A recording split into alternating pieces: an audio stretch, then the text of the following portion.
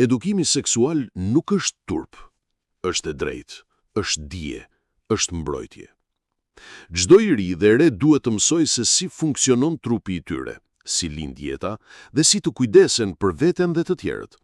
Të flasësh për trupin, për ndjenjat, për seksin nuk do të thotë të inkurajosh sjellje të papërgjegjshme.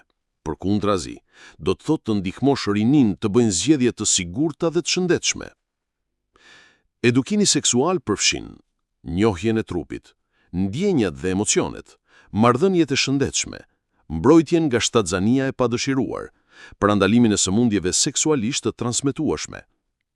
Të rinjt kanë të drejtë të dinë, të kenë një vend ku mund të pyesin pa frikë, të ndihen të sigurt, të ndihen të respektuar.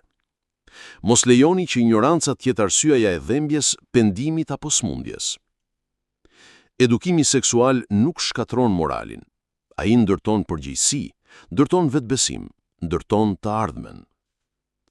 Edukimi fillon në shtëpi, edukohet në shkollë dhe shtrihet në gjithë shoqërinë. Sepse të dish është mbrojtje, të edukohesh është forcë, të jesh i informuar është jetë.